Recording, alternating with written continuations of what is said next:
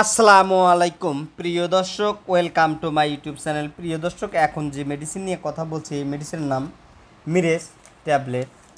প্রিয় দর্শক, এই মিরেস ট্যাবলেটটি সম্পর্কে বলার আগে ছোট্ট একটি রিকোয়েস্ট করব, যারা ইতিপূর্বে আমার চ্যানেলটি সাবস্ক্রাইব করেছেন তাদের অসংখ্য ধন্যবাদ। যারা এখনও সাবস্ক্রাইব করেন নাই তারা সাবস্ক্রাইব করে বেল বাটনটি অন করে রাখবেন, যাতে পরবর্তীতে এ ধরনের ইনফরমেটিভ ভিডিও আপলোড দেওয়ার সাথে সাথে এর নোটিফিকেশন পেয়ে যান। প্রিয় ভিউয়ার্স, এখন যে মেডিসিন নিয়ে কথা বলছি এই মেডিসিনের নাম মিরেস ট্যাবলেট। এই মিরেস ট্যাবলেট 3টি স্ট্রেংথে বাজারে পাওয়া যায়। মিরেস 7.5, 15 এবং 30 মিলিগ্রাম ট্যাবলেট আকারে নিকটস্থ ফার্মেসিতে খোঁজ করলে পেয়ে যাবেন।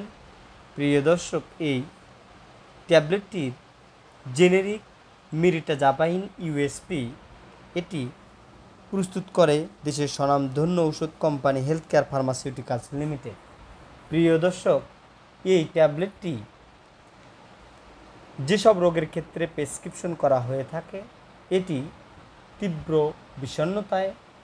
বিষণ্ণতার সাথে উদ্বেগ ও অনিদ্রায় নির্দেশিত, অর্থাৎ যেসব পেশেন্টরা তীব্র বিভিন্ন ধরনের বিষণ্ণতায় ভোগেন, বিষণ্ণতার সাথে বিভিন্ন ধরনের উদ্বেগ রয়েছে এবং যাদের রাত্রিবেলায় ঘুম হয় না, তাদের জন্য অত্যন্ত কার্যকরী একটি ট্যাবলেট হচ্ছে মিরেস ট্যাবলেট।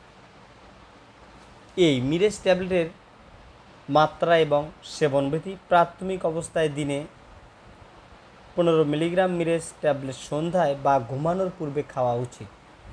সাধারণত মিরেসের কার্যকরী মাত্রা হচ্ছে দিনে 15 থেকে 45 মিলিগ্রাম, তবে যেসব রোগীদের ক্ষেত্রে 15 মিলিগ্রাম যথেষ্ট নয় তাদের ক্ষেত্রে দিনে সর্বোচ্চ 30 থেকে 45 মিলিগ্রাম পর্যন্ত বৃদ্ধি করা যেতে পারে। মিরেসের ইলিমিনেশন হাফ লাইফ হচ্ছে প্রায় 20 থেকে 40 ঘন্টা। মিরেস চিকিৎসামূলক প্রতিক্রিয়া মূল্যায়নের জন্য অন্তত 1 থেকে 2 সপ্তাহ অপেক্ষা করা উচিত। মিরেস ট্যাবলেটটি কোনোভাবেই শিশুরা সেবন করা যায় না শিশুদের ক্ষেত্রে। প্রিয় দর্শক, এই ট্যাবলেটটি মাত্রা এবং সেবনবিধি একজন বিশেষজ্ঞ ডক্টরের পরামর্শ অনুযায়ী সেবন করতে হয়। এই ট্যাবলেটটি রোগীর অবস্থার উপর নির্ভর করে ডোজের কম বা বেশি হতে পারে।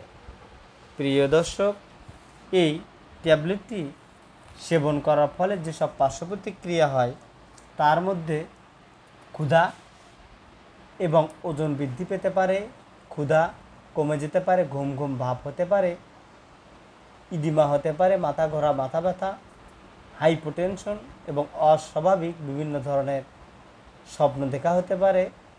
এসব হালকা পাতলা সমস্যা হতে পারে, তবে এই সমস্যাগুলো দীর্ঘস্থায়ী নয়। প্রিয় দর্শক, এই ট্যাবলেটটি গর্ভাবস্থায় এবং স্তন্যদানকালীন সময়ে মিরিটাজাপাইনে ব্যবহার পর্যাপ্ত ও নিয়ন্ত্রিত কোনো তথ্য পাওয়া যায়নি, তাই এই সময় এই ট্যাবলেটটি সেবন থেকে বিরত থাকা উচিত। প্রিয় ভিউয়ার্স, এতক্ষণ সাথে থাকার জন্য ধন্যবাদ। পরবর্তী ভিডিও দেখার আমন্ত্রণ রইল। আসসালামু আলাইকুম।